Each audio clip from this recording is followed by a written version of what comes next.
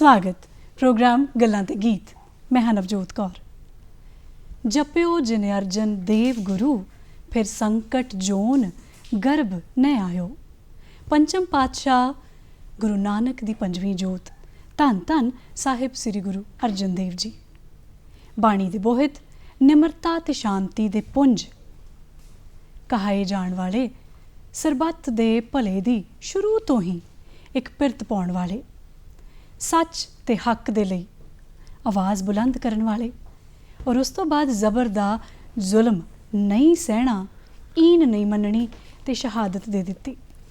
कुल लोकाई नूं इस चानण मुनारे दे नाल होर अगां तोरिया कि सच दी हमेशा जित हुंदी है, भावें ओह कल दी गल सी भावें अज दी गल है। प्रोग्राम गल्लां ते गीत विच इस अदुੱਤੀ शहादत बारे अज विचार चर्चा करांगे। जुड़िओ इस तरह साडे नाल। तुहानूं रूबरू करा दिंदे जी साडे अज दे माहिर मेहमान जिहड़े अपने रुझेवियां चों समां कढ के आए ने। डॉक्टर प्रितपाल सिंह जो कि उप कुलपति ने vice chancellor Shri Guru Granth Sahib world university Fatehgarh Sahib तो। सर तुहाडा उचेचे तौर ते इत्थे पहुंचण लई पहिलां तां बहुत बहुत स्वागत। मेरे वालों भी डी पंजाबी दे समूह दर्शकों नूं बहुत बहुत प्यार भरी सत श्री अकाल जी। श्री गुरु अर्जन देव जी बाणी दे बोहित निमरता दे पुंज, जिन्हां ने बाणी दी रचना कीती, अपनी पूरी दी पूरी जीवन बिरतांत नूं जे उन्हां नूं झाती मारीए ते समर्पित ही कीता उन्हां ने कुल लुकाई नूं। असीं उन्हां दे जीवन बिरतांत तो थोड़ा जिहा शुरू करदे हां कि किहो जी शख्सियत दे ओह मालक सन, किद्दां दी अदुੱਤੀ उन्हां दी सोच सी, किद्दां उन्हां दी इस जीवन दी शुरुआत हुंदी है। जे असीं गुरु अर्जन देव जी की गल करते हाँ तो गुरु अर्जन देव जी का प्रकाश 1563 ईस्वी विच चौथे पातशाह श्री गुरु रामदास जी और बीबी भानी जी के गृह विखे 1563 ईस्वी विच गोइंदवाल साहब विखे होया। सानू शायद सारिਆਂ ਨੂੰ पता ही है कि बीबी भानी जी गुरु अमरदास जी की सपुत्री सन ते गुरु अमरदास जी रिश्ते विचों गुरु अर्जन देव जी के नाना जी लगते सन। बचपन तो ही गुरु अर्जन देव जी की रुचि बाणी बहुत ज़्यादा सी ते गुरु साहब की बाणी प्रति रुचि नूं देखते हुए ही गुरु अमरदास जी ने बचन किया सी कि दोहिथा बाणी का बोहिथा जी। और ये गल असीं अगे जाके देखते हाँ कि सच साबित हुंदी है। गुरु ग्रंथ साहब जी की बाणी विच लगभग तीजा हिस्सा बाणी जो है वो गुरु अर्जन देव जी द्वारा रची गई है जी। सो पहले 11 साल जो बचपन दे गुरु अर्जन देव जी दे सन वो गोइंदवाल साहब विखे गुरु अमरदास जी की संगत विच ही बीते सन जी। घर दे धर्मी माहौल का गुरु अर्जन देव जी ते बहुत ही प्रभाव पिया जी। अते जदों असीं देखते हाँ कि उन्हां दी परवरिश 11 साल तो बाद गुरु रामदास जी दे नाल गुरु चक विखे अमृत सरोवर की उसारी का जो कार्य चल रहा सी उहदे विच गुरु रामदास जी गुरु अर्जन देव जी अपना योगदान पाउंदे हन जी। तन मन धन नाल अमृत सरोवर की जो कार सेवा है उहदे विच अपना योगदान पाउंदे हन जी। ते जदों असीं गुरु अर्जन देव जी की शख्सियत वाल नज़र मारते हाँ तो वह गुरु रामदास जी नूं दुनियावी नज़र नाल घट रूहानी नज़र दे नाल ज़्यादा देखते सन जी। मैं एक छोटी जी घटना का जिक्र कराँगा कि 1579 ईस्वी दे विच गुरु रामदास जी के ताया जी के पुत्र सहारी मल जी गुरु के चक विखे आउंदे हन ते गुरु रामदास जी नूं अपने पुत्र के विआह में शिरकत करन दे लई सद्दा पत्र दिंदे हन जी। गुरु रामदास जी आप उत्थे जाण तो अपनी असमर्थता प्रगटाउंदे हन क्योंकि उस वेले अमृत सरोवर की कार सेवा का काम चल रहा सी ते शहर बसाउण दा काम भी चल रहा सी ते गुरु अर्जन देव जी ने गुरु रामदास जी ने बचन किया कि वह अपने किसी एक पुत्र नूं शादी में शामिल होने लई लाहौर भेजणगे जी। गुरु रामदास जी ने अपने बड़े पुत्र पिरथी चंद ते उन्हां दे छोटे पुत्र महादेव नूं लाहौर विखे शादी में जाण लई कहा पर उन्होंने किसी न किसी बहाने ना कर दी जी। गुरु अर्जन देव जी नूं जदों गुरु रामदास जी ने शादी में शामिल होने लई कहा तो गुरु अर्जन देव जी ने 7 वचन कहा तो गुरु रामदास जी ने उन्होंने हुक्म किया कि वह शादी तो बाद भी लाहौर दे विच कुछ समय टिके रहन क्योंकि जो उत्थे दीयां संगतां हन उन्होंने वो उपदेश देण ते जदों उन्हां दा हुक्म आवे तां ही वो लाहौर तो वापस आउण जी। ते गुरु अर्जन देव जी लाहौर जाते हैं तो गुरु साहब के बचन का पालन करते हैं ਜਦੋਂ ਕਾਫੀ ਸਮਾਂ ਬੀਤ ਜਾਂਦਾ ਹੈ ਤਾਂ ਗੁਰੂ ਰਾਮਦਾਸ ਜੀ ਦਾ ਕੋਈ ਸੁਨੇਹਾ ਨਹੀਂ ਉਹਨਾਂ ਕੋਲ ਪਹੁੰਚਦਾ ਜੀ, ਤਾਂ ਬਹੁਤ ਹੀ ਉਹਨਾਂ ਦੀ ਆਤਮਾ ਜਿਹੜੀ ਆ ਉਹ ਗੁਰੂ ਪਿਆਰ ਦੇ ਵਿੱਚ ਬਿਹਬਲਤਾ ਦੇ ਵਿੱਚ ਹੋ ਜਾਂਦੀ ਹੈ। ਤਾਂ ਉਹ ਗੁਰੂ ਰਾਮਦਾਸ ਜੀ ਨੂੰ ਆਪਣੀ ਬਿਹਬਲਤਾ ਪ੍ਰਗਟ ਕਰਦੇ ਹੋਏ 3 ਪ੍ਰੇਮ ਭਰੇ ਪੱਤਰ ਲਿਖਦੇ ਹਨ ਜੀ। ਉਹ ਤਿੰਨੇ ਪੱਤਰ ਉਹਨਾਂ ਦੇ ਵੱਡੇ ਭਰਾ ਪ੍ਰਿਥੀ ਚੰਦ ਜੀ ਵੱਲੋਂ ਗੁਰੂ ਰਾਮਦਾਸ ਜੀ ਕੋਲ ਪਹੁੰਚਣ ਨਹੀਂ ਦਿੱਤੇ ਜਾਂਦੇ ਜੀ। ਚੌਥਾ ਪੱਤਰ ਜਦੋਂ ਗੁਰੂ ਅਰਜਨ ਦੇਵ ਜੀ ਆਪਣੀ ਬਿਹਬਲਤਾ ਦੇ ਵਿੱਚ ਲਿਖਦੇ ਹਨ ਤਾਂ ਚੌਥਾ ਪੱਤਰ ਜਿਹੜਾ ਹੈ ਉਹ ਗੁਰੂ ਰਾਮਦਾਸ ਜੀ ਨੂੰ ਮਿਲ ਜਾਂਦਾ ਹੈ। ਤਾਂ ਜਦੋਂ ਗੁਰੂ ਰਾਮਦਾਸ ਜੀ ਦੇਖਦੇ ਹਨ ਕਿ ਇਹ ਚੌਥਾ ਪੱਤਰ ਹੈ ਤਾਂ ਉਹ ਪਹਿਲੇ 3 ਪੱਤਰਾਂ ਦੇ ਬਾਰੇ ਵੀ ਜਾਣਕਾਰੀ ਹਾਸਲ ਕਰਦੇ ਹਨ। ਤਾਂ ਉਹਨਾਂ ਨੂੰ ਪਤਾ ਲੱਗਦਾ ਹੈ ਕਿ ਇਹ ਜਿਹੜੇ ਤਿੰਨੇ ਪੱਤਰ ਹਨ ਉਹ ਪ੍ਰਿਥੀ ਚੰਦ ਜੀ ਕੋਲ ਪਏ ਹਨ। ਤਾਂ ਉਸੇ ਵਕਤ ਗੁਰੂ ਰਾਮਦਾਸ ਜੀ ਆਦੇਸ਼ ਕਰਦੇ ਹਨ ਕਿ ਗੁਰੂ ਅਰਜਨ ਦੇਵ ਜੀ ਨੂੰ ਲਾਹੌਰ ਤੋਂ ਵਾਪਸ ਬੁਲਾਇਆ ਜਾਏ ਤੇ ਉਹ ਜਿਹੜੇ ਪੱਤਰ ਆ ਬਹੁਤ ਹੀ ਪ੍ਰੇਮ ਭਰੇ ਜਿਹੜੇ ਆ ਬਹੁਤ ਹੀ ਸਮਰਪਣ ਦੀ ਭਾਵਨਾ ਦੇ ਨਾਲ ਗੁਰੂ ਅਰਜਨ ਦੇਵ ਜੀ ਵੱਲੋਂ ਲਿਖੇ ਗਏ ਸਨ ਤੇ ਉਹਨਾਂ ਪੱਤਰਾਂ ਨੂੰ ਦੇਖ ਕੇ ਹੀ ਗੁਰੂ ਰਾਮਦਾਸ ਜੀ ਨੇ ਆਪਣਾ ਮਨ ਬਣਾ ਲਿਆ ਸੀ ਕਿ ਜਿਹੜੀ ਗੁਰਿਆਈ ਦੇ ਅਸਲੀ ਹੱਕਦਾਰ ਗੁਰੂ ਅਰਜਨ ਦੇਵ ਜੀ ਹਨ ਜੀ। ਇਹ ਸਾਰਾ ਜਿਹੜਾ ਸੰਦਰਭ ਸੀ ਇਹ ਸੀ ਗੁਰਗੱਦੀ ਤੋਂ ਪਹਿਲਾਂ ਦਾ, ਜਦੋਂ ਉਹਨਾਂ ਨੂੰ ਗੁਰਤਾ ਗੱਦੀ ਨਹੀਂ ਮਿਲੀ। ਜਦੋਂ ਉਹਨਾਂ ਨੂੰ ਗੁਰਤਾ ਗੱਦੀ ਮਿਲਦੀ ਹੈ ਉਸ ਤੋਂ ਬਾਅਦ ਉਹਨਾਂ ਦੀ ਸ਼ਖਸੀਅਤ ਦੇ ਕਿਹੜੇ-ਕਿਹੜੇ ਪੱਖ ਸਾਹਮਣੇ ਆਉਂਦੇ ਆ? ਗੁਰੂ ਰਾਮਦਾਸ ਜੀ ਦਾ ਦੇਹਾਂਤ ਤੋਂ ਪਹਿਲਾਂ 1581 ਈਸਵੀ ਦੇ ਵਿੱਚ 18 ਸਾਲ ਦੀ ਉਮਰ ਦੇ ਵਿੱਚ ਗੁਰੂ ਅਰਜਨ ਦੇਵ ਜੀ ਨੂੰ, ਉਹਨਾਂ ਦੀ ਉਮਰ ਲਗਭਗ 18 ਸਾਲ 4 ਮਹੀਨੇ ਦੀ ਸੀ ਜਦੋਂ ਉਹਨਾਂ ਨੂੰ ਗੁਰਤਾ ਗੱਦੀ ਦੀ ਪ੍ਰਾਪਤੀ ਹੁੰਦੀ ਹੈ। ਤਾਂ ਉਸ ਸਮੇਂ ਤੇ ਗੁਰੂ ਚੱਕ ਦੇ ਨਿਰਮਾਣ ਦਾ ਕਾਰਜ ਚੱਲ ਰਿਹਾ ਸੀ। ਨਗਰ ਵਸਾਉਣੇ ਕੋਈ ਛੋਟਾ ਕੰਮ ਨਹੀਂ ਹੁੰਦਾ ਤੇ ਜੋ ਵੱਡੀ ਉਸ ਵੇਲੇ ਸਮੱਸਿਆ ਸੀ ਉਹ ਪ੍ਰਿਥੀ ਚੰਦ ਦੀ ਵਿਰੋਧਤਾ ਸੀ ਕਿਉਂਕਿ ਗੁਰੂ ਰਾਮਦਾਸ ਜੀ ਦੇ ਵੱਡੇ ਪੁੱਤਰ ਹੋਣ ਦੇ ਨਾਤੇ ਉਹ ਆਪਣੇ ਆਪ ਨੂੰ ਗੁਰਗੱਦੀ ਦੇ ਹੱਕਦਾਰ ਸਮਝਦੇ ਸਨ ਤੇ ਇਸੇ ਕਰਕੇ ਉਹਨਾਂ ਨੇ ਗੁਰੂ ਅਰਜਨ ਦੇਵ ਜੀ ਦੇ ਰਾਹ ਵਿੱਚ ਰੁਕਾਵਟਾਂ ਪਾਉਣੀਆਂ ਸ਼ੁਰੂ ਕਰ ਦਿੱਤੀਆਂ। ਜੋ ਸੰਗਤਾਂ ਵੱਲੋਂ ਮਾਇਆ ਆਉਂਦੀ ਸੀ ਭੇਟਾ, ਜਿਸ ਦੇ ਨਾਲ ਸਾਰੇ ਉਸਾਰੀ ਦੇ ਕਾਰਜ ਚੱਲਦੇ ਸਨ ਤੇ ਲੰਗਰ ਚੱਲਦੇ ਸਨ, ਉਹਦੇ ਵਾਸਤੇ ਉਹਨਾਂ ਨੇ ਉਹ ਜਿਹੜੀ ਮਾਇਆ ਸੀ ਉਹ ਗੁਰੂ ਘਰ ਦੇ ਵਿੱਚ ਪਹੁੰਚਣ ਤੋਂ ਬੰਦ ਕਰਵਾ ਦਿੱਤੀ। ਉਹ ਪਹਿਲਾਂ ਹੀ ਸੰਗਤਾਂ ਤੋਂ ਆਪ ਭੇਟਾ ਲੈ ਲੈਂਦੇ ਸਨ ਤੇ ਉਹ ਇੱਕ ਸਮਾਂ ਬੜਾ ਚੈਲੰਜ ਭਰਿਆ ਸੀ ਗੁਰੂ ਅਰਜਨ ਦੇਵ ਜੀ ਵਾਸਤੇ। ਫਿਰ ਜਦੋਂ ਉਸ ਟਾਈਮ ਦੇ ਉੱਤੇ ਭਾਈ ਗੁਰਦਾਸ ਜੀ ਜੋ ਆਗਰੇ ਵਿਖੇ ਧਰਮ ਦਾ ਪ੍ਰਚਾਰ ਕਰਨ ਲਈ ਗਏ ਹੋਏ ਸਨ ਉਹ ਵਾਪਸ ਆਉਂਦੇ ਹਨ। ਲਗਭਗ 6 ਮਹੀਨੇ ਦਾ ਸਮਾਂ ਸੀ ਗੁਰਤਾ ਗੱਦੀ ਹਾਸਲ ਕਰਨ ਤੋਂ ਬਾਅਦ। ਤਾਂ ਉਸ ਵੇਲੇ ਹਾਲਾਤ ਇਹ ਬਣ ਗਏ ਸਨ ਕਿ ਲੰਗਰ ਵਾਸਤੇ ਵੀ ਜੋ ਰਸਦ ਸੀ ਉਹ ਬੜੀ ਔਖੀ ਜੁਟਾਈ ਜਾਂਦੀ ਸੀ। ਤਾਂ ਭਾਈ ਗੁਰਦਾਸ ਜੀ ਨੇ, ਬਾਬਾ ਬੁੱਢਾ ਜੀ ਨੇ ਜਿਹੜੇ ਰਲ ਕੇ ਉਹ ਆਰਥਿਕ ਜਿਹੜੀ ਹਾਲਾਤ ਸੀਗੇ ਉਹ ਸੁਧਾਰੇ ਤੇ ਸੰਗਤਾਂ ਦੇ ਵਿੱਚ ਪ੍ਰਚਾਰ ਕੀਤਾ ਕਿ ਅਸਲੀ ਗੁਰੂ ਜਿਹੜੇ ਆ ਉਹ ਗੁਰੂ ਅਰਜਨ ਦੇਵ ਜੀ ਹਨ।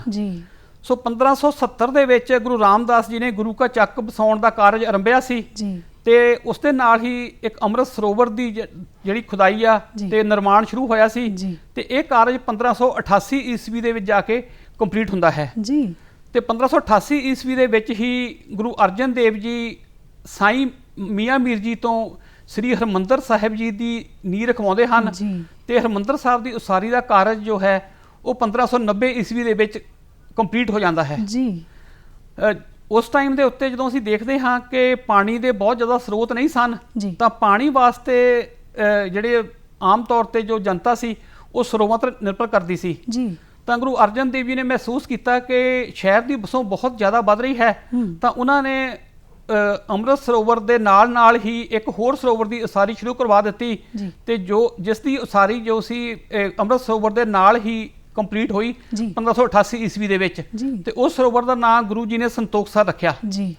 ਜੋ ਗੁਰੂ ਕਾ ਚੱਕ ਵਿਖੇ ਗੁਰੂ ਰਾਮਦਾਸ ਜੀ ਨੇ ਅੰਮ੍ਰਿਤ ਸਰੋਵਰ ਬਣਾਇਆ ਸੀ ਉਸ ਦਾ ਨਾਮ ਅੰਮ੍ਰਿਤਸਰ ਰੱਖਿਆ ਗਿਆ ਤੇ ਉਸੇ ਦੇ ਨਾਂ ਤੇ ਹੀ ਜਿਹੜਾ ਸ਼ਹਿਰ ਦਾ ਨਾਮ ਅੰਮ੍ਰਿਤਸਰ ਪੈ ਗਿਆ।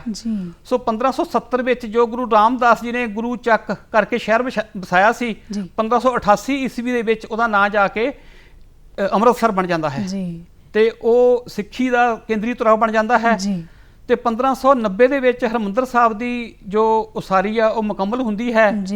ਤਾਂ ਉਸ ਸਮੇਂ ਤੇ ਜੋ ਸਖੀ ਸਰਵਰ ਦੇ ਚੇਲੇ ਸਨ ਉਹਨਾਂ ਨੇ ਕਾਫੀ ਆਪਣਾ ਉਹਨਾਂ ਦਾ ਰਸੂਖ ਸੀ ਮਾਝੇ ਦੇ ਵਿੱਚ ਖਾਸ ਕਰਕੇ ਤੇ ਉਹ ਸੰਗਤਾਂ ਦੇ ਵਿੱਚ ਮਨਮਤ ਫੈਲਾ ਰਹੇ ਸਨ, ਕਬਰ ਪੂਜਾ ਨੂੰ ਬੜਾਵਾ ਦੇ ਰਹੇ ਸੀ। ਤਾਂ ਗੁਰੂ ਅਰਜਨ ਦੇਵ ਜੀ ਨੇ ਨਿਸ਼ਚਾ ਕੀਤਾ ਕਿ ਜੋ ਹਿੰਦੂ ਜਨਤਾ ਹੈ ਜਾਂ ਸਿੱਖ ਹਨ ਉਹਨਾਂ ਨੂੰ ਸਰਵਰੀਆਂ ਦੇ ਪ੍ਰਭਾਵ ਤੋਂ ਬਚਾਇਆ ਜਾ ਸਕੇ। ਤਾਂ ਉਸ ਟਾਈਮ ਦੇ ਉੱਤੇ ਗੁਰੂ ਅਰਜਨ ਦੇਵ ਜੀ ਨੇ 1590 ਈਸਵੀ ਦੇ ਵਿੱਚ ਖਾਰਾ ਪਿੰਡ ਜਾ ਕੇ ਜ਼ਮੀਨ ਖਰੀਦੀ ਤੇ ਉੱਥੇ ਇੱਕ ਅੰਮ੍ਰਿਤ ਸਰੋਵਰ, ਜੋ ਕਿ ਅੱਜ ਵੀ ਜਿਸ ਨੂੰ ਸਭ ਤੋਂ ਵੱਡੇ ਸਰੋਵਰ ਹੋਣ ਦਾ ਮਾਣ ਪ੍ਰਾਪਤ ਹੈ, ਉਸ ਸਰੋਵਰ ਦੀ ਖੁਦਵਾਈ ਸ਼ੁਰੂ ਕਰਾਈ ਤੇ ਨਾਲ ਦੀ ਨਾਲ ਇੱਕ ਧਰਮਸ਼ਾਲਾ ਬਣਵਾਈ ਤੇ ਉੱਥੇ ਇੱਕ ਨਗਰ ਵਸਾਉਣ ਦਾ ਕਾਰਜ ਸ਼ੁਰੂ ਕੀਤਾ, ਜੋ ਬਾਅਦ ਵਿੱਚ ਤਰਨਤਾਰਨ ਸਾਹਿਬ ਦੇ ਨਾਂ ਨਾਲ ਮਸ਼ਹੂਰ ਹੋਇਆ। ਤੇ ਤਰਨਤਾਰਨ ਨਗਰ ਦੀ ਇੱਕ ਹੋਰ ਵਿਸ਼ੇਸ਼ਤਾ ਸੀ ਕਿ ਉਸ ਟਾਈਮ ਦੇ ਉੱਤੇ ਕੋੜ ਦਾ ਰੋਗ ਬਹੁਤ ਫੈਲਿਆ ਹੋਇਆ ਸੀ। ਤਾਂ ਗੁਰੂ ਅਰਜਨ ਦੇਵ ਜੀ ਨੇ ਗੁਰਦੁਆਰਾ ਸਾਹਿਬ ਦੇ ਨਾਲ ਹੀ ਇੱਕ ਕੋੜੀਖਾਨਾ ਬਣਾਇਆ ਅਤੇ ਨਾਲ ਹੀ ਨਾਲ ਇੱਕ ਵੈਦਖਾਨਾ ਸਥਾਪਿਤ ਕੀਤਾ। ਉਸ ਦਾ ਅਸਰ ਇਹ ਹੋਇਆ ਕਿ ਬਹੁਤ ਹੀ ਥੋੜੇ ਸਮੇਂ ਦੇ ਵਿੱਚ ਸੰਗਤਾਂ ਆਪਣੇ ਸਰੀਰਕ ਰੋਗਾਂ ਦੀ ਨਿਵਰਤੀ ਵਾਸਤੇ ਅਤੇ ਆਤਮਿਕ ਤ੍ਰਿਪਤੀ ਵਾਸਤੇ ਤਰਨਤਾਰਨ ਸਾਹਿਬ ਵਿਖੇ ਆਉਣ ਲੱਗੀਆਂ। ਉਸ ਤੋਂ ਬਾਅਦ ਗੁਰੂ ਅਰਜਨ ਦੇਵ ਜੀ ਦੁਆਬੇ ਵਿੱਚ ਆਉਂਦੇ ਹਨ। ਦੁਆਬੇ ਵਿੱਚ ਉਹਨਾਂ ਨੇ 1593 ਈਸਵੀ ਦੇ ਵਿੱਚ ਕਰਤਾਰਪੁਰ ਨਗਰ ਦਾ ਸਥਾਪਨਾ ਕੀਤੀ ਤੇ ਉੱਥੇ ਇੱਕ ਖੂਹ ਲਗਵਾਇਆ, ਕਿਉਂਕਿ ਉਸ ਸਮੇਂ ਪਾਣੀ ਦੀ ਬਹੁਤ ਕਿੱਲਤ ਸੀ ਤੇ ਆਮ ਤੌਰ ਤੇ ਲੋਕ ਤਲਾਵਾਂ, ਸਰੋਵਰਾਂ ਜਾਂ ਖੂਹਾਂ ਦੇ ਉੱਤੇ ਪਾਣੀ ਲਈ ਨਿਰਭਰ ਕਰਦੇ ਸਨ। ਇਹ ਸਾਰੇ ਕਾਰਜ ਜਿਹੜੇ ਨੇ ਉਹਨਾਂ ਦੀ ਸੋਚ ਸੀ ਕਿ ਮਨੁੱਖਤਾ ਦੇ ਭਲੇ ਵਾਸਤੇ ਜਿੰਨਾ ਕੰਮ ਹੋ ਸਕੇ ਕਰਨਾ ਚਾਹੀਦਾ, ਵੀ ਜਿੱਥੇ ਜਿੱਥੇ ਕਿਸੇ ਨੂੰ ਇੱਕ ਜਲ ਦੀ ਜ਼ਰੂਰਤ ਹੈ, ਜਲ ਦੇ ਸਰੋਤ ਸ਼ੁਰੂ ਕਰ ਦਿੱਤੇ। ਆਤਮਿਕ ਤ੍ਰਿਪਤੀ ਦੀ ਜਿੱਥੇ ਜ਼ਰੂਰਤ ਆ, ਜਿੱਥੇ ਲੱਗਦਾ ਹੈ ਕਿ ਮੈਂ ਉਸ ਪਰਮਾਤਮਾ ਦੇ ਨਾਮ ਵਾਲੇ ਪਾਸੇ ਜਾਣਾ ਹੈ, ਮੈਂ ਉਹਦੀ ਬੰਦਗੀ ਕਰਨੀ ਹੈ, ਉਹ ਹੁੰਦੀ ਹੈ ਬਾਣੀ। ਤੇ ਬਾਣੀ ਜਦੋਂ ਸਾਡੇ ਅੰਦਰ ਵਸਦੀ ਹੈ ਤੇ ਸਾਡੇ ਅੰਦਰਲੇ ਕਿੰਨੇ ਸਾਰੇ ਰੋਗ ਜਿਹੜੇ ਨੇ ਉਹ ਉੱਦਾਂ ਹੀ ਮੁੱਕ ਜਾਂਦੇ ਨੇ। ਤੇ ਬਾਣੀ ਵਾਲੇ ਪਾਸੇ ਕਿਉਂਕਿ ਉਹਨਾਂ ਨੂੰ ਪਹਿਲਾਂ ਹੀ ਵਰਦਾਨ ਮਿਲ ਚੁੱਕਿਆ ਸੀ ਆਪਣੇ ਨਾਨਾ ਜੀ ਤੋਂ, ਦੋਹਿਤਾ ਬਾਣੀ ਕਾ ਬੋਹਿਥਾ। ਉਹਨਾਂ ਦੀ ਬਾਣੀ ਦੇ ਬਾਰੇ ਵੀ ਜ਼ਰੂਰ ਜਾਣਨਾ ਚਾਹਾਂਗੇ। ਹਾਂਜੀ, ਮੈਂ ਉਸ ਤੋਂ ਪਹਿਲਾਂ ਜਿਸ ਤਰ੍ਹਾਂ ਤੁਸੀਂ ਗੱਲ ਕੀਤੀ ਆ ਕਿ ਗੁਰੂ ਅਰਜਨ ਦੇਵ ਜੀ ਸੰਗਤ ਦੇ ਵਿੱਚ ਜਾਂ ਲੋਕ ਭਲਾਈ ਦੇ ਕਾਰਜਾਂ ਵਿੱਚ ਬਹੁਤ ਜੁੜੇ ਹੋਏ ਸਨ, ਤਾਂ ਮੈਂ ਛੋਟੀ ਜਿਹੀ ਗੱਲ ਇੱਕ ਕਰਾਂਗਾ ਕਿ 1594 ਈਸਵੀ ਦੇ ਵਿੱਚ ਗੁਰੂ ਸਾਹਿਬ ਬਡਾਲੀ ਆ ਕੇ ਬਸ ਜਾਂਦੇ ਹਨ ਤੇ ਬਡਾਲੀ ਵਿੱਚ ਹੀ 1595 ਈਸਵੀ ਦੇ ਵਿੱਚ ਗੁਰੂ ਹਰਗੋਬਿੰਦ ਸਾਹਿਬ ਜੀ ਦਾ ਪ੍ਰਕਾਸ਼ ਹੁੰਦਾ ਹੈ। 1595 ਤੋਂ ਲੈ ਕੇ ਲਗਭਗ 3 ਜਾਂ 4 ਸਾਲ ਦਾ ਸਮਾਂ ਐਸਾ ਸੀ ਜਦੋਂ ਬਹੁਤ ਹੀ ਜ਼ਿਆਦਾ ਔੜ ਲੱਗੀ ਹੋਈ ਸੀ। ਤਾਂ ਔੜ ਲੱਗਣ ਦੇ ਨਾਲ ਲੋਕ ਭੁੱਖਮਰੀ ਦਾ ਸ਼ਿਕਾਰ ਹੋ ਰਹੇ ਸਨ ਤੇ ਬਹੁਤ ਸਾਰੀਆਂ ਬਿਮਾਰੀਆਂ ਵੀ ਫੈਲ ਰਹੀਆਂ ਸਨ, ਖਾਸ ਕਰਕੇ ਜੋ ਮੌਸਮੀ ਬੁਖਾਰ ਸੀ ਤੇ ਸੀਤਲਾ ਦਾ ਅਟੈਕ ਸੀ, ਉਹ ਲੋਕਾਂ ਦੇ ਉੱਤੇ ਬਹੁਤ ਹੋ ਰਿਹਾ ਸੀ। ਤਾਂ ਉਹ 3 ਸਾਲ ਗੁਰੂ ਸਾਹਿਬ ਦੇ ਸੰਗਤਾਂ ਦੇ ਵਿੱਚ ਵਿਚਰੇ ਤੇ ਪਿੰਡ ਪਿੰਡ ਜਾ ਕੇ ਉਹਨਾਂ ਨੇ ਸੰਗਤਾਂ ਨੂੰ ਖੂਹ ਲਵਾਉਣ ਦੀ ਪ੍ਰੇਰਨਾ ਕੀਤੀ ਤੇ ਜਿੱਥੋਂ ਤੱਕ ਹੋ ਸਕਦਾ ਸੀ, ਕਿਉਂਕਿ ਪਹਿਲਾਂ ਜਿਹੜਾ ਦਸਵੰਧ ਦੀ ਰਕਮ ਸੀ ਉਹ ਬਹੁਤ ਜ਼ਿਆਦਾ ਹਰਿਮੰਦਰ ਸਾਹਿਬ ਦੀ ਉਸਾਰੀ ਤੇ ਜਾਂ ਤਰਨਤਾਰਨ ਸਾਹਿਬ ਦੇ ਉਸਾਰੀ ਕਾਰਜਾਂ ਤੇ ਖਰਚ ਹੋ ਜਾਂਦੀ ਸੀ। ਤਾਂ ਉਸ ਸਮੇਂ ਦੇ ਉੱਤੇ ਗੁਰੂ ਸਾਹਿਬ ਨੇ ਦੇਖਿਆ ਕਿ ਲੋਕਾਂ ਦੀ ਸਮਰੱਥਾ ਨਹੀਂ ਹੈ ਖੂਹ ਲਵਾਉਣ ਦੀ, ਤਾਂ ਉਹਨਾਂ ਨੇ ਆਪਣੇ ਕੋਲੋਂ ਮਾਇਕ ਸਹਾਇਤਾ ਦੇ ਕੇ ਖੂਹ ਲਗਵਾਉਣੇ ਸ਼ੁਰੂ ਕੀਤੇ ਤਾਂ ਕਿ ਲੋਕਾਂ ਖੇਤੀ ਵਾਸਤੇ ਜਾਂ ਪਸ਼ੂਆਂ ਵਾਸਤੇ ਅਨਾਜ ਜਾਂ ਚਾਰਾ ਪੈਦਾ ਕਰ ਸਕਣ। ਤਾਂ ਇੱਕ ਹੋਰ ਵੱਡੀ ਵਿਸ਼ੇਸ਼ਤਾ ਉਸ ਟਾਈਮ ਤੇ ਇਹ ਸੀ ਕਿ ਉਸ ਸਮੇਂ ਜੋ ਰਿਵਾਜ ਸੀ ਇੱਕ ਹਲਟੇ ਖੂਹ ਦਾ ਸੀ, ਤਾਂ ਗੁਰੂ ਸਾਹਿਬ ਨੇ ਉਸ ਸਮੇਂ 2 ਹਲਟੇ ਜਾਂ 4 ਹਲਟੇ ਖੂਹ ਲਗਵਾਏ। ਇਹਦਾ ਮਤਲਬ ਸੀ ਕਿਉਂਕਿ ਖੂਹ ਦਾ ਜਿਹੜਾ ਨਿਰਮਾਣ ਕਾਰਜ ਆ ਉਹਨੂੰ ਟਾਈਮ ਲੱਗਦਾ ਆ ਤੇ ਬਹੁਤ ਜਲਦੀ ਪਾਣੀ ਦੀ ਲੋੜ ਪੂਰੀ ਨਹੀਂ ਕੀਤੀ ਜਾ ਸਕਦੀ ਸੀ। ਤਾਂ ਗੁਰੂ ਸਾਹਿਬ ਨੇ ਉਹ 4 ਹਲਟੇ ਖੂਹ ਜਾਂ 2 ਹਲਟੇ ਖੂਹ ਦਾ ਕਨਸੈਪਟ ਸ਼ੁਰੂ ਕੀਤਾ।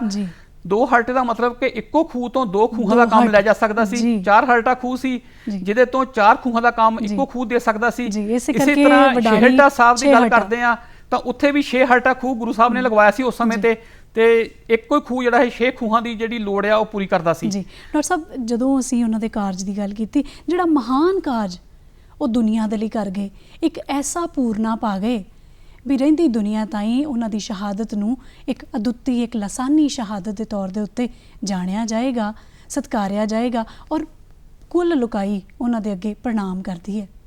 ਸ਼ਹਾਦਤ ਜਿਹੜੀ ਹੈ ਉਹ ਸਮਾਂ ਕਿੱਦਾਂ ਦਾ, ਇਹ ਸ਼ਹਾਦਤ ਦਾ ਕਿੱਥੋਂ ਸ਼ੁਰੂ ਹੁੰਦਾ ਹੈ ਕੰਮ, ਇਹ ਕਿੱਥੋਂ ਇਹ ਸੰਦਰਭ ਸ਼ੁਰੂ ਹੁੰਦਾ ਹੈ, ਕਿੱਥੋਂ ਕਿੱਦਾਂ ਦੇ ਹਾਲਾਤ ਪੈਦਾ ਹੁੰਦੇ ਨੇ ਜਿਹੜਾ ਗੁਰੂ ਸਾਹਿਬ ਨੂੰ ਸ਼ਹਾਦਤ ਦੇ ਲਈ ਪ੍ਰੇਰਨਾ ਦਿੰਦੇ ਨੇ? ਸਭ ਤੋਂ ਮਹਾਨ ਕਾਰਜ ਜੋ ਗੁਰੂ ਅਰਜਨ ਦੇਵ ਜੀ ਨੇ ਕੀਤਾ ਉਹ ਹੈ ਸ੍ਰੀ ਆਦਿ ਗ੍ਰੰਥ ਦੀ ਸੰਪਾਦਨਾ। ਗੁਰੂ ਨਾਨਕ ਦੇਵ ਜੀ ਦੇ ਸਮੇਂ ਤੋਂ ਹੀ ਜਿਸ ਤਰ੍ਹਾਂ ਸਿੱਧ ਗੋਸ਼ਟ ਦੇ ਵਿੱਚ ਹੈ ਸ਼ਬਦ ਗੁਰੂ ਸੁੱਟ ਤੁਨ ਚੇਲਾ, ਤਾਂ ਸ਼ਬਦ ਗੁਰੂ ਦਾ ਸਰੂਪ ਜਿਹੜਾ ਆ ਉਹ ਗੁਰੂ ਨਾਨਕ ਦੇਵ ਜੀ ਦੇ ਸਮੇਂ ਤੋਂ ਹੀ ਪ੍ਰਗਟ ਹੋ ਗਿਆ ਸੀ। ਤਾਂ ਗੁਰੂ ਸਾਹਿਬਾਨ ਨੇ ਆਪਣੀ ਬਾਣੀ ਰਚੀ। ਸਾਨੂੰ ਇਹ ਵੀ ਪ੍ਰਮਾਣ ਮਿਲਦੇ ਹਨ ਕਿ ਗੁਰੂ ਨਾਨਕ ਦੇਵ ਜੀ ਨੇ ਆਪਣੀ ਉਦਾਸੀਆਂ ਸਮੇਂ ਵੱਖ-ਵੱਖ ਭਗਤਾਂ ਦੀ ਬਾਣੀ ਵੀ ਇਕੱਤਰ ਕਰ ਲਈ ਸੀ। ਸੋ ਭਗਤਾਂ ਦੀ ਬਾਣੀ ਦਾ ਸੰਗ੍ਰਹਿ ਅਤੇ ਬਾਕੀ ਗੁਰੂ ਸਾਹਿਬਾਨ ਜੋ ਪਹਿਲੇ ਗੁਰੂ ਸਾਹਿਬਾਨ, ਦੂਜੇ ਗੁਰੂ ਸਾਹਿਬਾਨ, ਤੀਜੇ ਗੁਰੂ ਸਾਹਿਬਾਨ ਤੇ ਚੌਥੇ ਗੁਰੂ ਸਾਹਿਬਾਨ ਦੀ ਬਾਣੀ ਦਾ ਸੰਗ੍ਰਹਿ ਸੀ। ਗੁਰੂ ਰਾਮਦਾਸ ਜੀ ਨੇ ਗੁਰੂ ਅਰਜਨ ਦੇਵ ਜੀ ਨੂੰ ਗੁਰਿਆਈ ਬਖਸ਼ਣ ਵੇਲੇ ਦਿੱਤਾ ਸੀ। ਉਸ ਤੋਂ ਬਿਨਾਂ ਗੁਰੂ ਅਰਜਨ ਦੇਵ ਜੀ ਨੇ ਸੰਗਤ ਦੇ ਵਿੱਚੋਂ ਪੋਥੀਆਂ ਮੰਗਵਾ ਕੇ ਭਾਈ ਮੋਹਨ ਜੀ ਤੋਂ ਬਾਣੀ ਇਕੱਤਰ ਕਰਕੇ ਆਦਿ ਸ੍ਰੀ ਗੁਰੂ ਗ੍ਰੰਥ ਸਾਹਿਬ ਜੀ ਦੀ ਸੰਪਾਦਨਾ ਦਾ ਕਾਰਜ ਸ਼ੁਰੂ ਕੀਤਾ। ਇਹ ਕਾਰਜ 1601 ਈਸਵੀ ਵਿੱਚ ਸ਼ੁਰੂ ਹੁੰਦਾ ਹੈ ਤੇ ਲਗਭਗ 1604 ਈਸਵੀ ਦੇ ਵਿੱਚ ਜਾ ਕੇ ਇਹ ਕਾਰਜ ਸੰਪੰਨ ਹੁੰਦਾ ਹੈ। ਤੇ ਗੁਰੂ ਅਰਜਨ ਦੇਵ ਜੀ ਇੱਕ ਅਦੁੱਤੀ ਸੰਪਾਦਕ ਸਨ। ਉਹਨਾਂ ਨੇ ਬਹੁਤ ਹੀ ਇੱਕ ਅਦੁੱਤੀ ਤਰੀਕੇ ਦੇ ਨਾਲ ਬਾਣੀਕਾਰ ਦੀ ਤਰਤੀਬ ਹੈ ਰਾਗਬੱਧ ਕੀਤਾ ਬਾਣੀ ਨੂੰ, ਤੇ ਉਸ ਤੋਂ ਬਾਅਦ ਜੋ ਸਿਰਲੇਖ ਹਨ ਤਾਂ ਉਹ ਸਾਰੀ ਤਰਤੀਬ ਜਿਹੜੀ ਹੈ ਇੱਕ ਬਹੁਤ ਹੀ ਵਧੀਆ ਤਰੀਕੇ ਦੇ ਨਾਲ ਉਹਨਾਂ ਨੇ ਬਿਉਂਤੀ ਤੇ ਇਸ ਤਰ੍ਹਾਂ ਦੀ ਤਰਤੀਬ ਬਾਣੀ ਦੀ ਕੀਤੀ ਕਿ ਉਹਦੇ ਵਿੱਚ ਕੋਈ ਵੀ ਰਲ ਗੱਡ ਨਾ ਹੋ ਸਕੇ। ਤਾਂ ਜਿੱਥੇ ਗੁਰੂ ਸਾਹਿਬਾਨ ਦੀ ਬਾਣੀ ਗੁਰੂ ਗ੍ਰੰਥ ਸਾਹਿਬ ਵਿੱਚ ਦਰਜ ਕੀਤੀ ਗਈ, ਉੱਥੇ ਵੱਖ-ਵੱਖ 15 ਭਗਤਾਂ ਅਤੇ 11 ਭੱਟਾਂ ਦੀ ਬਾਣੀ ਵੀ ਗੁਰੂ ਸਾਹਿਬ ਨੇ ਗੁਰੂ ਗ੍ਰੰਥ ਸਾਹਿਬ ਦੇ ਵਿੱਚ ਦਰਜ ਕੀਤੀ। ਇਹ ਇੱਕ ਬਹੁਤ ਹੀ ਉਸ ਵੇਲੇ ਕ੍ਰਾਂਤੀ ਭਰਿਆ ਕਾਰਜ ਸੀ, ਕਿਉਂਕਿ ਉਸ ਵੇਲੇ ਵਰਣ ਵੰਡ ਜਿਹੜੀ ਸੀ ਸਮਾਜ ਦੇ ਵਿੱਚ ਬਹੁਤ ਜ਼ੋਰਾਂ ਤੇ ਸੀ। ਤਾਂ ਹਰ ਇੱਕ ਜਾਤ, ਹਰ ਇੱਕ ਧਰਮ ਦੇ ਭਗਤ ਦੀ ਬਾਣੀ ਜਿਹੜੀ ਗੁਰੂ ਗ੍ਰੰਥ ਸਾਹਿਬ ਦੀ ਵਿੱਚ ਦਰਜ ਕਰਨੀ, ਉਹ ਲੋਕਾਂ ਨੂੰ ਜਾਂ ਆਮ ਜੋ ਉੱਚ ਕੋਟੀ ਦੇ ਬ੍ਰਾਹਮਣ ਸਨ ਉਹਨਾਂ ਨੂੰ ਰਾਸ ਨਹੀਂ ਆ ਰਹੀ ਸੀ। ਤੇ ਦੂਜਾ ਕਾਰਨ ਜੋ ਹਰਿਮੰਦਰ ਸਾਹਿਬ ਦੀ ਉਸਾਰੀ ਸੀ, ਹਰਿਮੰਦਰ ਸਾਹਿਬ ਦੀ ਉਸਾਰੀ ਕਰਕੇ ਗੁਰੂ ਅਰਜਨ ਦੇਵ ਜੀ ਨੇ ਹਰਿਮੰਦਰ ਸਾਹਿਬ ਦੇ 4 ਦਰਵਾਜ਼ੇ ਰਖਵਾਏ।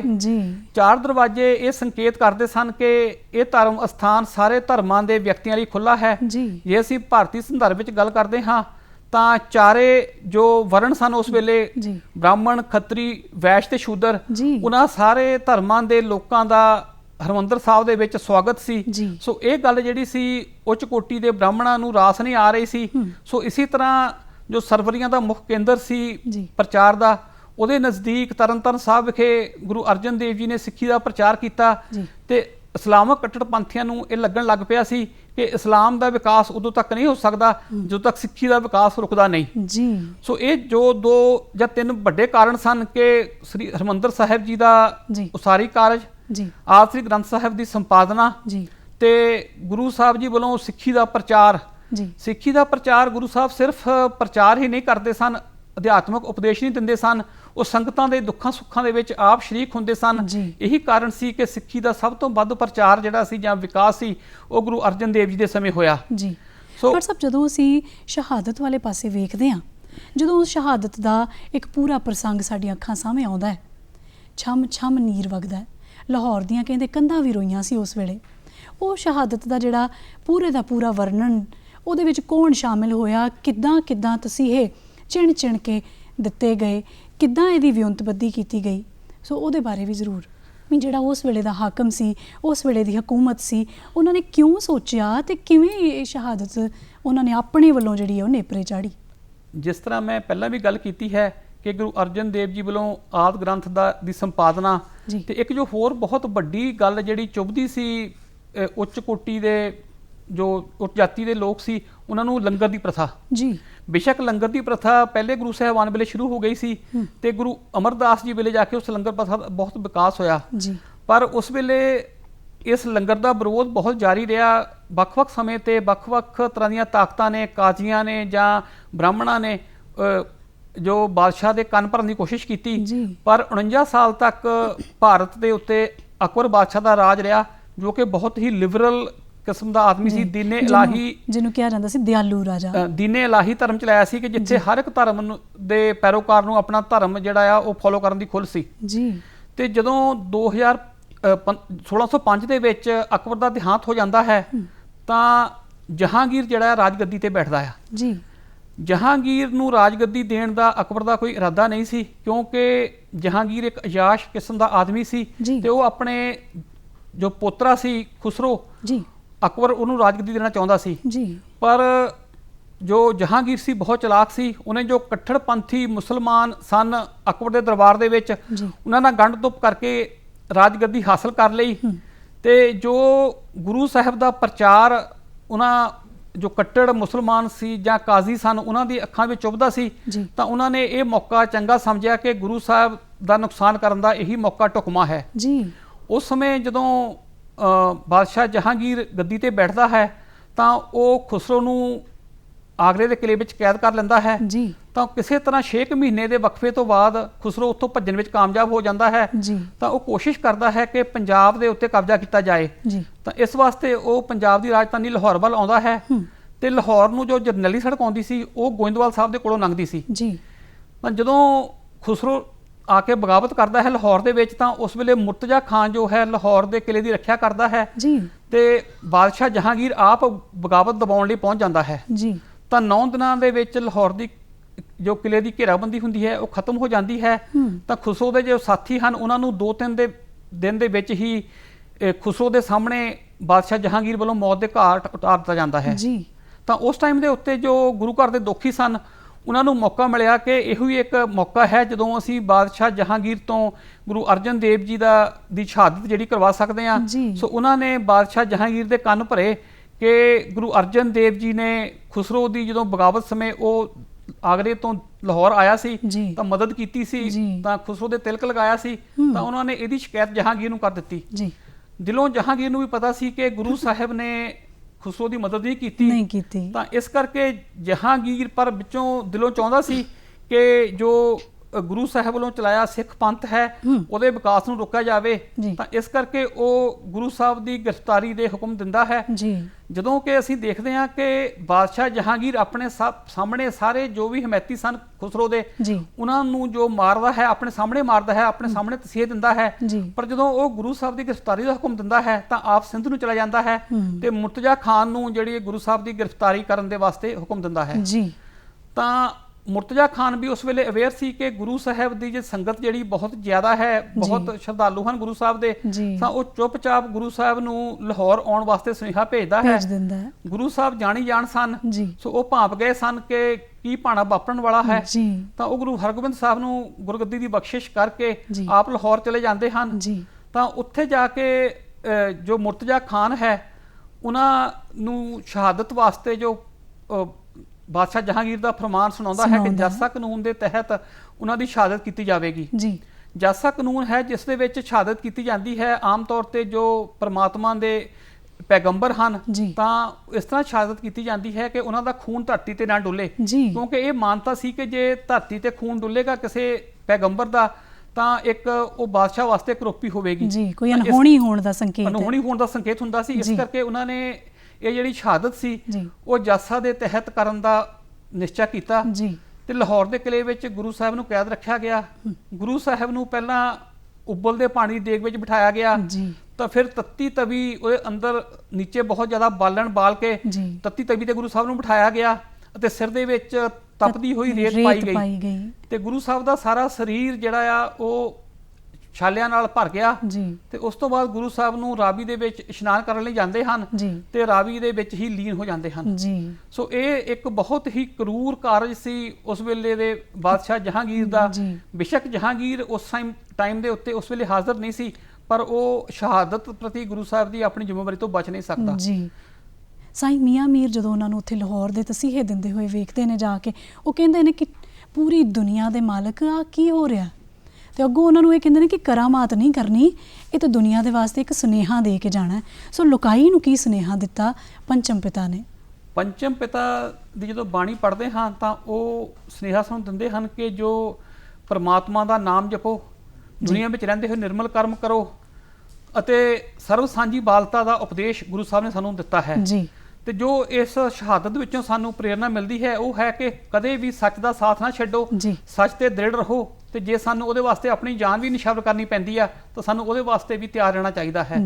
ਇਹੀ ਕਾਰਨ ਹੈ ਕਿ ਗੁਰੂ ਅਰਜਨ ਦੇਵ ਜੀ ਸ਼ਹਾਦਤ ਤੋਂ ਬਾਅਦ ਇੱਕ ਸੰਗਤਾਂ ਦੇ ਵਿੱਚ ਬਹੁਤ ਜਾਗਰੂਕਤਾ ਆਈ ਤੇ ਉਸ ਤੋਂ ਬਾਅਦ ਇੱਕ ਸ਼ਹਾਦਤਾਂ ਦਾ ਦੌਰ ਚੱਲਦਾ ਹੈ ਜਿਹਦੇ ਵਿੱਚ ਗੁਰੂ ਤੇਗ ਬਹਾਦਰ ਸਾਹਿਬ ਦੀ ਸ਼ਹਾਦਤ ਹੁੰਦੀ ਹੈ ਤੇ ਹਜ਼ਾਰਾਂ ਸਿੱਖਾਂ ਦੀ ਸ਼ਹਾਦਤ ਹੁੰਦੀ ਹੈ ਕਿ ਉਹ ਸੱਚ ਵਾਸਤੇ ਆਪਣੀ ਜਾਨ ਕੁਰਬਾਨ ਕਰ ਦਿੰਦੇ ਹਨ। ਸ਼ਹੀਦਾਂ ਦੇ ਸਿਰਤਾਜ ਹੋਣ ਦਾ ਜਿਹੜਾ ਮਾਣ ਹੈ ਉਹ ਪੰਚਮ ਪਿਤਾ ਸ੍ਰੀ ਗੁਰੂ ਅਰਜਨ ਦੇਵ ਜੀ ਨੂੰ ਹੈ। ਸੁਖਮਨੀ ਸੁਖ ਅੰਮ੍ਰਿਤ ਪ੍ਰਭ ਨਾਮ ਭਗਤ ਜਨਾ ਕੇ ਮਨ ਵਿਸਰਾਮ। ਉਹਨਾਂ ਨੇ ਇਹ ਸੁਨੇਹਾ ਦਿੱਤਾ ਕਿ ਜਿੰਨਾ ਪ੍ਰਮਾਤਮਾ ਦੇ ਨਾਲ ਲੱਗੋਗੇ, ਜਿੰਨਾ ਉਹਦੇ ਨੇੜੇ ਰਹੋਗੇ, ਤੁਹਾਡੇ ਮਨ ਦੇ ਅੰਦਰ ਇੱਕ ਟਿਕਾ ਆਏਗਾ, ਤੁਹਾਡੇ ਮਨ ਦੇ ਅੰਦਰ ਉਹਦੇ ਨਾਮ ਦਾ ਪ੍ਰਗਾਸ ਰਹੇਗਾ। ਉਹਦੇ ਨਾਲ ਤੁਸੀਂ ਕਿਸੇ ਵੀ ਤਰ੍ਹਾਂ ਦੇ ਕੂੜ ਤੋਂ, ਵਿਰੋਧ ਤੋਂ, ਕੋਈ ਇਹੋ ਜਿਹੀ ਹੀਨ ਭਾਵਨਾ ਤੋਂ ਬਚੇ ਰਹੋਗੇ। ਬਿਲਕੁਲ। ਔਰ ਉਸ ਤੋਂ ਬਾਅਦ ਜਦੋਂ ਗੁਰੂ ਅਰਜਨ ਦੇਵ ਜੀ ਦੀ ਸ਼ਹਾਦਤ ਹੋ ਜਾਂਦੀ ਹੈ, ਉਸ ਤੋਂ ਬਾਅਦ ਸਿੱਖ ਧਰਮ ਮਰਿਆਦਾ ਹੋਰ ਜ਼ਿਆਦਾ ਪਕੇਰੀ ਹੋ ਕੇ ਅਗਾਂਹ ਨਿਕਲਦੀ ਹੈ। ਬਿਲਕੁਲ ਠੀਕ ਹੈ। ਅਸੀਂ ਦੇਖਦੇ ਹਾਂ ਕਿ ਗੁਰੂ ਅਰਜਨ ਦੇਵ ਦੀ ਸ਼ਹਾਦਤ ਤੋਂ ਬਾਅਦ ਕਿਉਂਕਿ ਆਉਣ ਵਾਲੇ ਸਮੇਂ ਦਾ ਗੁਰੂ ਅਰਜਨ ਦੇਵ ਜੀ ਨੂੰ ਗਿਆਨ ਸੀ ਜੀ ਤਾਂ ਜਦੋਂ ਹਰਗੋਬਿੰਦ ਸਾਹਿਬ ਦੀ ਪਰਵਰਿਸ਼ ਹੁੰਦੀ ਆ ਜੀ। ਤਾਂ ਗੁਰੂ ਸਾਹਿਬ ਭਾਈ ਗੁਰਦਾਸ ਜੀ ਨੂੰ ਜ਼ਿੰਮੇਵਾਰੀ ਸੌਂਪਦੇ ਆ ਉਹਨਾਂ ਦੇ ਅਧਿਆਤਮਕ ਵਿਦਿਆ ਦੀ, ਤੇ ਬਾਬਾ ਬੁੱਢਾ ਜੀ ਨੂੰ ਸ਼ਾਸਤਰ ਵਿਦਿਆ ਦੀ ਜਿਹੜੀ ਆ ਜੀ। ਉਹ ਜ਼ਿੰਮੇਵਾਰੀ ਸੌਂਪਦੇ ਆ। ਜੀ। ਤਾਂ ਅਸੀਂ ਦੇਖਦੇ ਹਾਂ ਕਿ ਕਿਸ ਤਰ੍ਹਾਂ ਜਿਸ ਤਰ੍ਹਾਂ ਸਿੱਖ ਜੋ ਹੈ ਅਜੇ ਤੱਕ ਸਬਰ ਦੇ ਨਾਲ ਜੋ ਜੀ। ਜ਼ੁਲਮ ਦਾ ਟਾਕਰਾ ਕਰ ਰਿਹਾ ਸੀ ਜੀ। ਤਾਂ ਉਹ ਜ਼ਬਰ ਦੇ ਖਿਲਾਫ ਤਲਵਾਰ ਚੁੱਕਣ ਵਾਸਤੇ ਵੀ ਤਿਆਰ ਹੋਇਆ। ਤਿਆਰ ਰਹਿਣਾ। ਗੁਰੂ ਹਰਗੋਬਿੰਦ ਸਾਹਿਬ ਜੀ, ਨੇ ਡਾਕਟਰ ਸਾਹਿਬ। ਮੀਰ ਪੀਰ ਦੀਆਂ 2 ਤਲਵਾਰਾਂ ਪਹਿਨੀਆਂ ਜੀ। ਅਤੇ ਸਿੱਖਾਂ ਦੇ ਨੇ ਗੁਰੂ ਸਾਹਿਬ ਜੀ। ਦੇ ਪੂਰਨਿਆਂ ਤੇ ਚੱਲਦਿਆਂ ਹੋਇਆਂ ਜੀ। ਮੁਗਲ ਹਕੂਮਤ ਨਾਲ ਟੱਕਰ ਲਈ ਜੀ। ਤੇ ਉਹਦਾ ਜੋ ਸੋ ਸ਼ਹਾਦਤ ਦੇ ਬਾਰੇ ਤੁਸੀਂ ਬੜੇ ਬਿਰਤਾਂਤ ਦੇ ਨਾਲ ਪੂਰੀਆਂ ਸੰਗਤਾਂ ਨੂੰ ਅੱਜ ਦੱਸਿਆ। ਤੁਹਾਡਾ ਸਟੂਡੀਓ ਵਿੱਚ ਆਉਣ ਤੇ ਬਹੁਤ ਬਹੁਤ ਧੰਨਵਾਦ। ਦਰਸ਼ਕਾਂ ਦਾ ਵੀ ਬਹੁਤ ਬਹੁਤ ਧੰਨਵਾਦ।